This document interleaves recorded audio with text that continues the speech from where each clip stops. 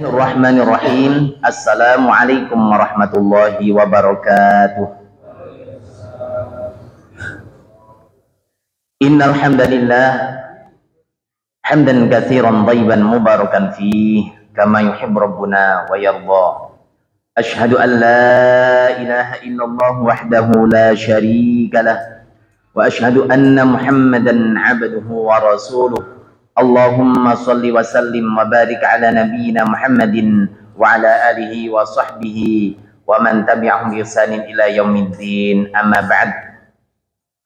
Fa ya ayyuhal hadirun, alhamdulillah berbahagia sekali kita pada pagi hari ini bisa mengawali hari kita dalam keadaan sehat walafiat. Kita mengawalinya dengan setelah kita bertahajud, kemudian kita salat subuh dengan berjamaah, dilanjutkan dengan ngaji. Rasulullah SAW bersabda, "Qadwatun aw rauhatun fi sabilillahi khairun minad dunya wa ma fiha." Pagi-pagi, sore-sore, akas-akasan di dalam jalan Allah Ta'ala, maka nilainya khairun minad dunya wa ma fiha. Mudah-mudahan kita semuanya termasuk golongan umat Rasulullah SAW yang cinta kepada Rasulullah SAW, sehingga akhir kelak kita bisa dikumpulkan di surga Allah Ta'ala bersama Rasulullah SAW. Allahumma amin. Sebelum kajian kita mulai, perlu kita ingatkan bahwa sebentar lagi kita masuk di tanggal 27 Juli sama berarti kurang dua pekan lagi sampun ngantos kasupen bahwa hari Ahad 27 atas nama Pondok Pesantren Islamic Center LGC, pengumuman ini sampun kula tempelaken sama Ki Kula Wangsuli malih biar nanti tidak ketinggalan informasi. Diajak semua keluarga, tetangganya, saya RT ini saja mekawabeh dijak berangkat mengikuti silaturahim nasional ke-12 dan tablik akbar di pondok kita Islamic Center LGC. Mudah-mudahan semuanya pinaringan sehat zahiron wa batinan, sehat lahire, sehat batine, sehat finansiale, usahane digampangkan, umure diberkahi. Allahumma amin. Baik hadirin jamaah kajian rutin yang berbahagia, pada pagi hari ini kita akan membahas tentang hadis nomor 34 tentang mencegah kemungkaran. Bismillahirrahmanirrahim. Wa bihi an Abi Sa'id Al-Khudri radhiyallahu anhu qala Sami'tu Rasulullah sallallahu alaihi wasallam yaqul Man ra'a minkum munkaran falyughayyirhu bi yadihi fa in lam yastati' fa bi lisanihi fa in lam yastati' fa bi qalbihi wa dzalika adhaful iman. Rawahu Muslim. Hadisnya pendek, insyaallah 10 menit mari. Tapi nanti belum penjelasannya ya. Hadis dari Abu Sa'id Al-Khudri radhiyallahu anhu, dia berkata, sami'tu Rasulullah sallallahu alaihi wasallam yaqul.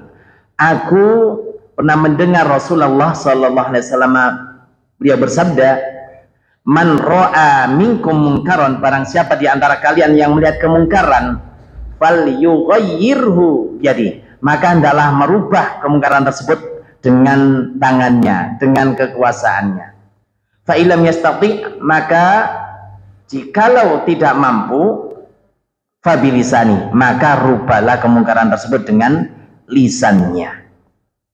Fa illam yastati', maka jika dengan lisan pun tetap tak mampu, gak berani, gak ada nyali, dan memang tidak punya kemampuan, fa bi qalbi, maka rubahlah kemungkaran tersebut dengan hati, dengan menolak kemungkaran tersebut dengan niat.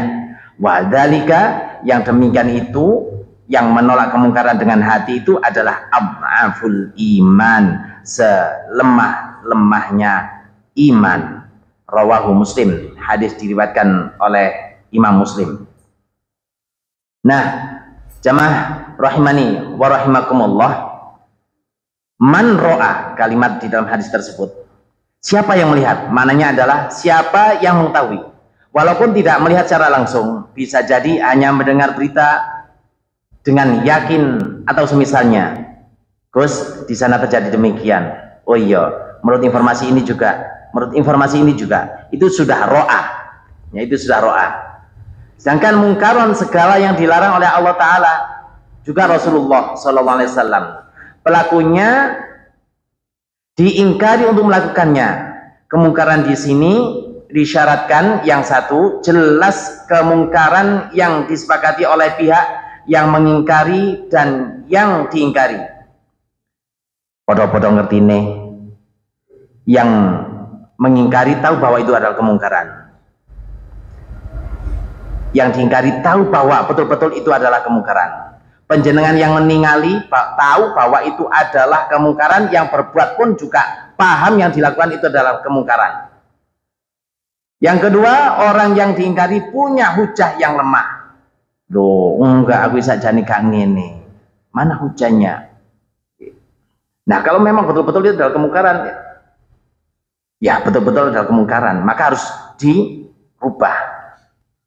Kalimat minkum yang dilihat dari kaum muslimin, maksudnya yang sudah mukallaf, yang sudah dikenai beban syariat, kena perintah, kena larangan, itu adalah yang dimaksud dengan minkum. Kalau bukan dari golongan kita, contohnya sing minum khamr itu ternyata bukan dari golongan kita, ya itu minkum, ya, malah kita kena pasal, ya. Fal yughayyirhu biyadihi, maka hendaklah mengubah dengan tangannya. Contoh seorang yang punya kuasa, misalnya ayah kepada anak, Pak RT kepada warga, Pak Lurah kepada masyarakatnya, Pak Camat, atau semisalnya yang memiliki kekuasaan.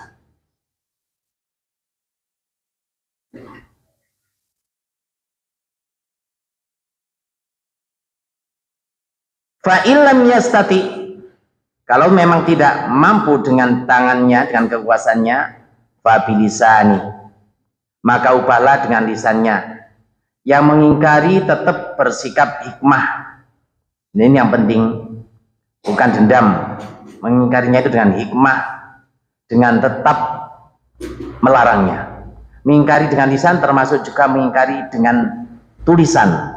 Kak iso ambek kawani langsung, bisa ditulis. Nah, gampang. Kalau zaman sekarang kan lewat tweet, lewat terjadi gak enak. Karena di luar medsos nanti menjadi nyebar dia. Maka sebaiknya tulis secara pribadi. Di apa itu namanya? Di WA pribadi namanya Jabri. Nah, di Jabri. Ya, di Jabri. Karena sosmed itu bisa udal-udal wade, ya. Padahal kita diperintahkan untuk menutupi wade orang, ya. Maka ya sebaiknya tidak di sosial media, tapi di Jabri etikanya, ya. Itu dengan hikmah, dengan tetap melarang, artinya kalau bosan. Karena tidak hikmah dengan dendam, nanti menjadi permusuhan. Padahal kenapa kita melarangnya? Karena ini adalah merupakan perintah. Mengingkari dengan lisan termasuk juga mengingkari dengan tulisan, ya. Nah, apabila fa'ilam yastati, apabila dengan tulisan tak mampu, dengan lisannya juga tak mampu, ya, maka fabi qalbi, dengan hatinya, yaitu menyatakan tidak suka, benci, bukan benci pada orangnya, tapi benci dengan perbuatannya. Kita harus bisa pilah-pilah dan berharap tidak terjadi. Semoga-moga nang pinaringan petunjuk, nang sadar, dan ya, itu adalah merupakan fabi qalbi. Dan yang hal tersebut merupakan ab'aful iman, selemah-lemah iman, yaitu menandakan bahwa mengingkari dalam hati itulah selemah-lemahnya iman dalam mengingkari kemungkaran. Jadi yang paling utama ya biati, gak mampu ya fabi lisani, gak mampu ya fabi qalbi. Itu merupakan selemah-lemahnya iman. Ojo ngantek gak blas. Nah, ini dengan tindakan berani atau gak ngereken menengahi dengan lisan yang gak ngereken belas ambek hati. Oh parah lek hati ini wis gak nolak iku meneng tok kuwabe ya. Di dalam sebuah riwayat yang panjang disebutkan Rasulullah SAW bersabda begini, innallaha la yu'adzibu al-'ammata bi'amali khassah minkum. Sesungguhnya Allah tidak mengadab secara menyeluruh karena perbuatan hanya sebagian orang. Hatta yarawul munkar dhahran naihim, sehingga mereka orang-orang, maksudnya ini adalah kita semuanya orang-orang mukmin, melihat kemungkaran di depan mata mereka sendiri. Wahum qadiruna ala ayyunkirunahu, padahal mereka itu mampu untuk merubah kemungkaran tersebut. Ya punya jamaah, ya punya masa, tapi kok menengahi, punya kekuasaan, ya menengahi, lisan tangannya, kekuasaan ya didiamkan, tidak bergerak, tidak mencegahnya. Ucapannya ya meneng, ya gak lapor, ya meneng gitu. Atine ya tidak menolak, didiamkan saja, ya cuek atau mendiamkan. Jadi mendiamkan berarti serujuk aja.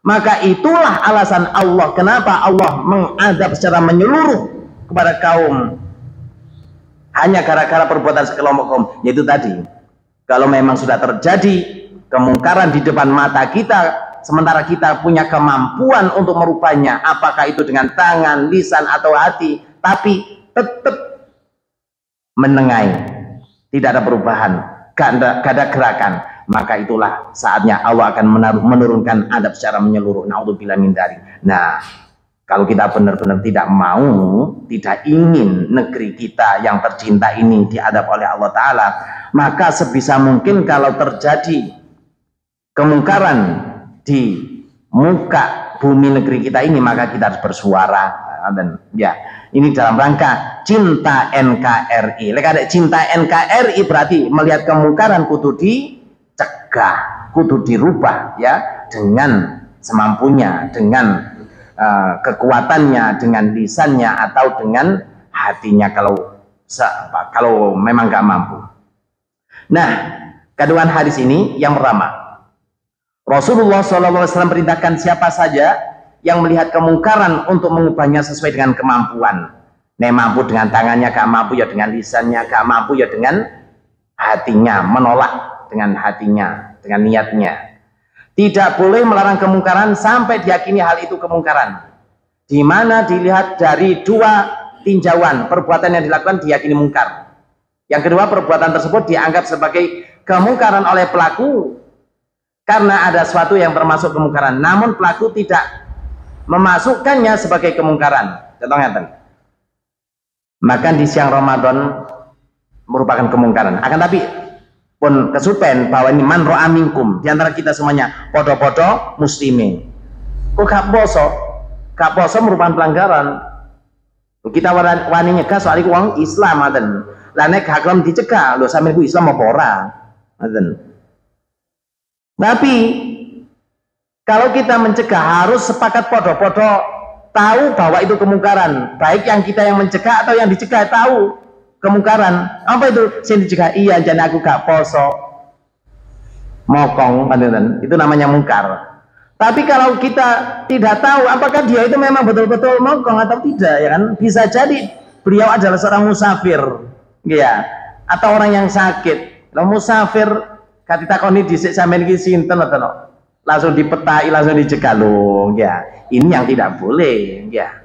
Melarang kemungkaran harus diyakini bahwa betul-betul itu adalah perbuatan mungkar, baik sing ngilingno maupun yang dielingno. Nopo sampean kok mboten poso? Nggih sebab kula niki sakit. Kan itu iki namanya ngapunten. Nggih pun saling memang napa diperbolehkan orang yang sakit atau musafir pun juga boleh iftar. Kemudian yang ketiga, kemungkaran harus dinilai sebagai kemungkaran oleh yang mengingkari dan pelaku yang diingkari. Jika perkara diingkari adalah perkara khilafiyah, masih ada beda pendapat, tidak ada pelarangan kemungkaran pada orang yang mengira bahwa hal itu tidak termasuk kemungkaran. Wong tutup masalah kemungkaran. Ini adalah hadis podo. Tapi karena masalah khilafiyah, contohnya apa? Kita melihat ada seorang yang memakan daging unta. Di antara ulama itu yang menyatakan ada yang wajib wudu, ada yang tidak. Kemudian kita anggap mungkar. Padahal ini ada di ranah khilafiyah, mboten asal ngaten. Maka ya kita tanya, nopo sampean kok mboten wudu? Nah, maka nanti akan menguraikan alasan-alasannya. Inilah yang namanya ilmiah itu. Ya, ini namanya kita mengingatkan dengan hikmah. Mboten ngawur. Makanya kita semuanya diperintahkan untuk ngaji biar kita semuanya tahu. Kemudian apakah mengubah dengan tangan dilakukan untuk setiap keadaan? Jawabannya tidak juga. Jika ada masalah, kita tidak perlu melarang kemungkaran dengan tangan. Mau langsung ngawur. Ini sudah saya ingatkan sudah 3 kali. Kalau tidak saya ingatkan, kalau sampai tidak bergerak, maka saya akan bergerak. Apakah harus begitu? Nah, kerusakan yang besar bisa saja terhindar. Caranya dengan menerjang kerusakan yang lebih ringan. Contohnya, ada yang melihat kemungkaran pada lembaga atau pada satu tempat. Kalau ia mengubahnya dengan tangannya, maka ia sebenarnya mampu, saja ini mampu, ia punya masa. Namun jika itu dilakukan, kerusakan akan terjadi lebih besar. Kerusakan tersebut bisa terjadi pada orang yang mengingatkan, bisa juga pada keluarganya terancam, pada orang-orang dekatnya yang mendukung dakwahnya. Jika kita takut kerusakan itu menjadi meluas seperti itu, maka kemungkaran yang terjadi tak perlu diingkari dengan tangan kita. Makanya kita harus jeli dalam melihat hal ini, harus jeli. Tidak asal gitu aja ana kemungkaran langsung tak gawan bom. Tak pasang ikono. Apa dampaknya berikutnya? Sampai sekarang yang namanya dakwah di tempat yang ada catatan seperti itu, maka sampai sekarang akan di frame. Ini dampaknya. Kita harus jeli berpikir sampai situ. Teman saya namanya Ustaz Ubed. Ngantek nopo sambat datang kulo. Pas kulo kunjungi niku, orang-orang ini ngawur. Dakwah seperti itu. Enak aja mereka itu melakukan seperti itu. Saya yang ada di sini, setelah itu saya sudah terkota, saya nggak bisa berdakwah lagi. Loh kan ngaten ya? Bahayanya itu. Sehingga yang mestinya orang-orang mendapatkan pencerahan ketika itu tak bisa. Kenapa? Karena setelah terjadi kejadian itu, akhirnya sampai lama alhamdulillah sekarang sudah bisa lagi. Ini sambat saudara saya yang ada di jauh sana akibat dampak yang melakukan hadis ini dipakai, man ra'a minkum munkaran falyughayyiru biyadihi. Sampeyan enggak berani berbuat, sampeyan banci loh. Bukan bancinya begitu. Tapi kita harus berhitung bagaimana dampaknya nanti. Ya, coba kita lihat firman Allah Ta'ala di dalam surat Al-An'am ayat 108. A'udzu billahi minasy syaithanir rajim. ولا تسبوا الذين يدعون من دون الله فيسبوا الله عدوا بغير علم ولا تسبوا الذين يدعون من دون الله ولا تسبوا lan ojo maki-maki sira kabeh alladzina ing wong akeh yad'una kang nyeru sapa wong akeh nyeru min dunilai saking saliyane Allah Ta'ala kang nyembah sapa wong akeh mintu nilai sing saliyane Allah Ta'ala. Faya subuh moko bales maki-maki sapa wong akeh sing nyembah saliyane Gusti Allah Ta'ala sing berbuat syirik, ya. Faya subuh moko bales maki-maki sapa wong akeh Allah ing Allah. Aduan bi ghairi ilm, dengan melampaui batas, adwan kelawan lacut, bi ghairi ilmin kelawan tanpa ilmu. Dampaknya apabila kita memaki-maki sesembahan mereka, dampaknya kalau kita memaki orang-orang yang menyeru kepada selain Allah Ta'ala, ini dakwah cara yang tidak hikmah, maka kita harus berhati-hati, diingatkan oleh Allah Ta'ala begini. Maka mereka akan membalas, akan memaki Allah Ta'ala adwan, dengan melampaui batas. Sampai nanti muter YouTube, enten tiang sing bingen ini ku tiang Islam asale. Sekolah di Bandani, di sekolah di Bandani Muhammadiyah pisan. Wis perguruan tinggi. Kemudian akhirnya menjadi murtad dan memaki-maki Islam, menghina Rasulullah, menghina umat Islam, menghina Al-Quran, dan bahkan menghina Allah Ta'ala. Ya, seperti itu. Apalagi kalau yang kita maki-maki itu adalah orang-orang yang jelas-jelas beribadahnya kepada selain Allah Ta'ala, maka mereka akan menghina Allah Ta'ala dengan adwan bi ghairi ilm, dengan melampaui batas tanpa pengetahuan. Nah, ini yang sing mboten dikendaki itu. Ya.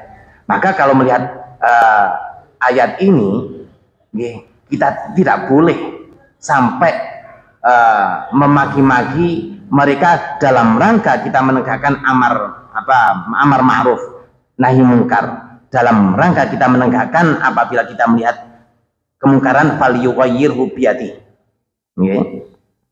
Akhirnya dampaknya bisa berdampak sampai kepada Allah pun dimaki-maki, bukan hanya kita dimusuhi, bukan hanya jamaah kita dimusuhi, bukan hanya dakwah kita di blok, ya, akan tapi bahkan Allah pun akan dimaki-maki dengan melampaui batas tanpa pengetahuan mereka. Naudzubillah min dzalik. Nah, untuk itu hal-hal seperti ini harus kita pahami ketika kita berdakwah pun, biar tidak asal saja. Makanya ada yang namanya metodologi dakwah, ada yang namanya strategi dakwah, harus dipahami itu. Kalau begitu ya yuk ya sekolah lagi. Ini nanti ngaten Pak,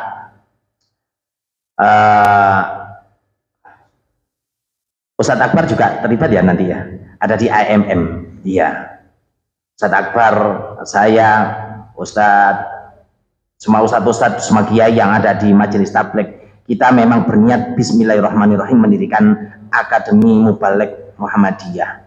Ini dalam rangka ngeten iki, biar nomor satu, mumpung kita semuanya masih hidup, biar tidak terputus. Yang kita pikirkan, ojo nganti anak muda tidak ada lagi sing siap untuk menggantikan. Ini yang kita pikirkan. Bagaimana mereka nanti harus jadi imam, bagaimana mereka harus jadi khotib. Makanya yang kita pikirkan. Kemudian lebih-lebih bagaimana mereka berdakwah. Ini harus kita berikan ilmu fiqh dakwah. Nanti kita berikan fiqh dakwah. Ya, dalam hal menyampaikan seperti ini, kalau tidak diberikan fiqh dakwah, maka berbahaya. Maka hal yang wajib kita berikan fiqh dakwah. Tidak sekadar bisa ngimami enak, bisa khutbah enak, ya. Ternyata khutbah enak itu adalah definisinya khutbahnya tidak menyakitkan orang lain, dan dirasa itu enak, menyejukkan. Dakwah itu adalah mengajak, bukan mengejek. Tapi lekadik bahayanya, lekadik sampai mengejek, ya kita nomor satu sudah diingatkan oleh Allah Ta'ala dalam surat Al-An'am 108 tadi. Bahayanya nanti orang yang kita ejek maka balik mengejek kita, bahkan mengejek Allah sesembahan kita semuanya. Nah, berikutnya, tangan adalah alat untuk berbuat, sehingga disebutkan dalam hadis, ubahlah kemungkaran tersebut dengan tanganmu. Oleh karena itu perbuatan seorang disandarkan pada tangannya. Kalau dalam surat Asy-Syura ayat 30 Allah Ta'ala berfirman, a'udzubillahi minasyaitonirrajim, wa ma asabakum min musibatin fabima kasabat aydikum, dan apa saja musibah yang menimpa kalian maka adalah disebabkan oleh perbuatan tanganmu sendiri.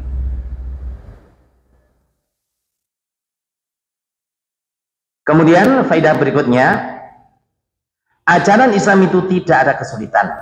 Kewajiban itu tetap melihat pada kemampuan seseorang, ya namanya istita'ah, ya. Kemudian jika seorang tidak mampu mengubah kemungkaran tersebut dengan tangan, maka ia mengubahnya dengan lisan, dengan tulisan, dengan pesan, ya. Jika masih tidak mampu, maka dia mengubahnya dengan hati. Nah, bentuk mengubah dengan hati ini bentuknya adalah tidak suka, dan bertekad saat memiliki kemampuan akan mengubahnya dengan lisan atau dengan tangannya, ya. Berontak hati ini, gak setuju, gak serujuk, ya. Ulama lain menyebutkan bahwa mengingkari kemungkaran dalam hati dengan cara yang pertama, membenci perbuatan kemungkaran tersebut. Yang kedua, atau berpindah dari tempat kemungkaran tadi.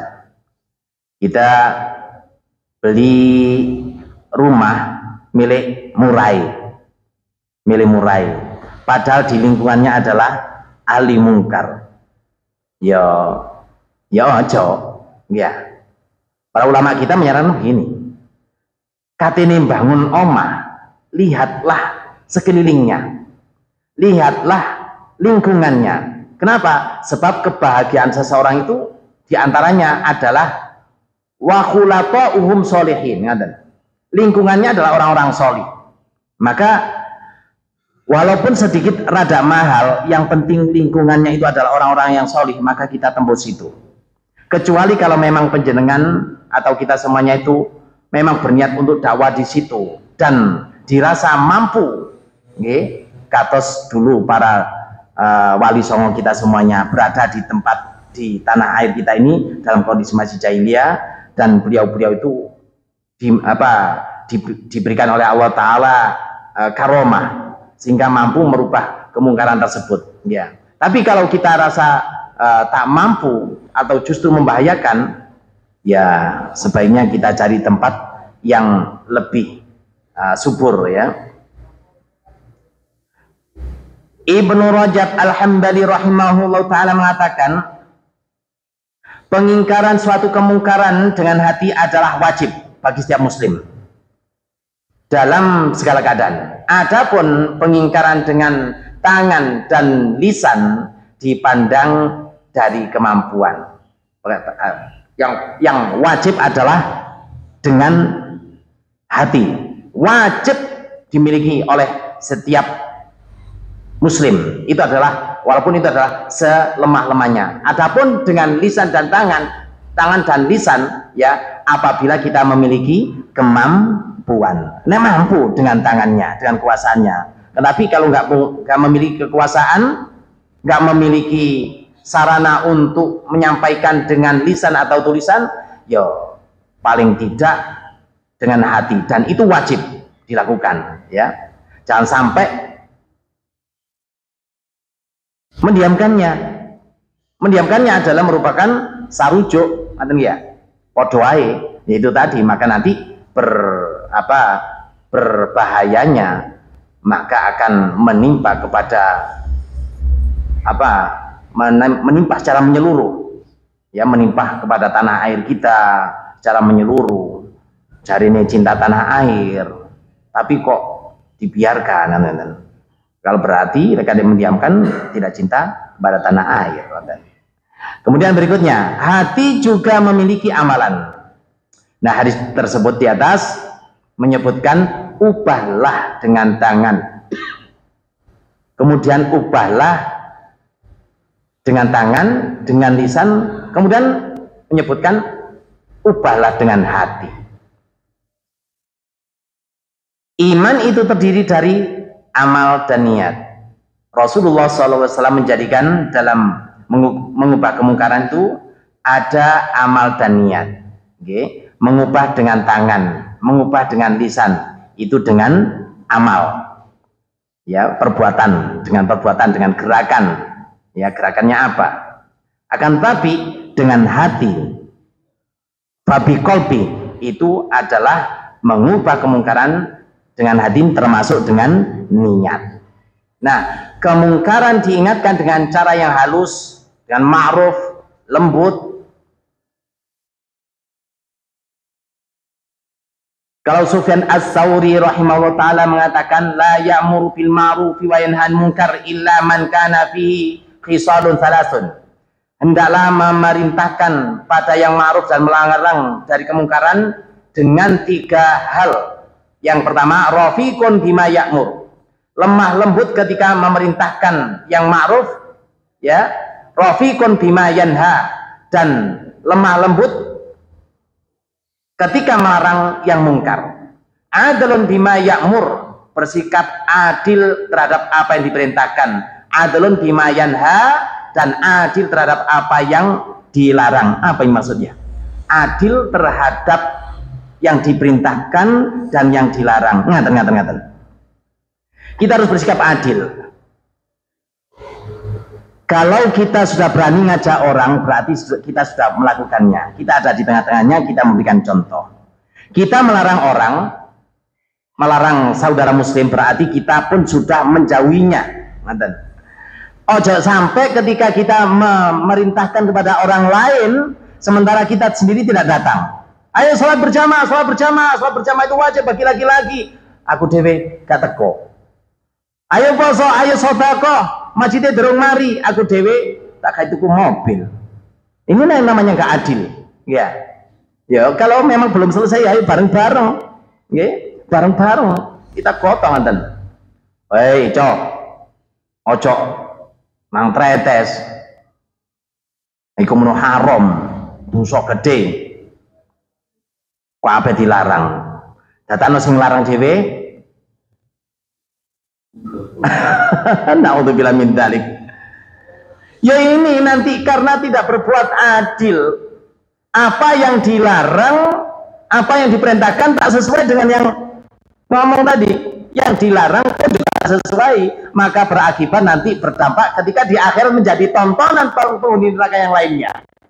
Ya, disebutkan dalam Sahihain disebutkan, ya, kelak di akhirat nanti ono tontonannya ahli neraka, di mana dia berputar-putar di neraka dalam keadaan usus terburai, isi perut terburai, diseret-seret rono ini, mumet, ditakoni ambek penghuni neraka yang lainnya. Loh, Pak, bukankah sampean dulu begini-begini sama yang ama Pak tuh sampai sengaja-ngaja itu? Iya. Kenapa sampai ini nasib sampean? Dulu aku memerintahkan kalian tapi aku tidak datang. Dan aku melarang kalian tapi aku mendatangi yang dilarang tadi. Itulah dampaknya, akhirnya nanti menjadi tontonan ahli neraka. Berarti wong neraka itu ono tontonan iki, ono hiburane. Nggih ngene iki. Ya, hiburannya adalah orang yang suka ceramah, orang yang suka ngajak-ngajak tapi dia sendiri tidak konsisten terhadap apa yang dikatakannya. Dia melarang-larang tapi dia tidak konsisten dengan apa yang diucapkannya. Karena tidak bisa berbuat adil. Ya. Ini makanya disebutkan oleh Sufyan Ats-Tsauri, ya. Adlun bima ya'mur, adlun bima yanha. Alimun bima ya'mur, alimun bima yanha. Dia berilmu dengan apa yang diperintahkan dan berilmu dengan apa yang dilarang. Di ilmu ini dulu, tidak asal. Makanya ini nanti ketika kita bentuk AMM, Akademi Mubalek Muhammadiyah, memang betul-betul kita didik. Azam kami begini Pak, para kiai, para ustadz itu, sebelum kita dipundhut oleh Allah Ta'ala, maka kita bentuk yang namanya kader. Apabila kader ini sudah terbentuk, maka kita sudah siap diambil oleh Allah Ta'ala. Ojo ngantek kita turun berbuat, kita belum membuat kader, imami ki kono cek kotong, masjid kono cek durung ono sing siap, ki kono durung siap, kita diam saja, maka kita tidak mau, ya kan? Karena urusan mati masuk hati ini gak mau, tapi yang pasti kan kita sudah berbuat, ya kita berbuat. Maka nanti termasuk masjid ini harus kirimkan, semua masjid-masjid kirimkan. Okay. Maka nanti untuk kebutuhannya nanti akan kita bahas bersama-sama. Ini dalam upaya kita semuanya. Apabila semuanya sudah siap, ya kader-kader kita sudah siap, ngimamine enak, khutbah pun dengan cara yang bagus, ya, dengan cara yang baik, ya, maka ketika kita dipanggil oleh Allah pun kita sudah puas, ya, kita sampun ridho, sampun seneng, okay? Ojo ngantek ulama-ulama dipundhut, imam-imamnya dipundhut, santri-santri ini dipundhut, ustadz dipundhut kabeh, datano gano sing ngaji, gano sing nerusno, ya iki kiamat ya, okay? Nah hadirin jamaah rahimani wa rahimakumullah, inilah pembahasan kita di hadis yang ke berapa tadi? Yang ke-32. Ustaz ngajinya hadis 33, tapi kok tutup AMM nggih kula niki selalu kula betong ya. Kenapa? Yang kita pikirkan itu adalah memang kaderisasi, Pak. Yang kita pikirkan selalu kaderisasi. Ojo sampai kano arek nom-noman belas sing nyampaikan. Sebab kade wis kano belas wis putus. Faidah alam yubki aliman ittakhadhan nasu ru'usan juhalan. Nek ade wis gak meneh wong sing alim, maka sing didadekno pimpinan adalah wong sing juhal, wong sing bodoh, wong sing gak tau ngaji nggih. Aja sampai ya. Mudah-mudahan kita semuanya diberkahi oleh Allah taala. Barokah umure, barokah rezekine, barokah ilmune, barokah keluargane, barokah jamaah. Allahumma amin.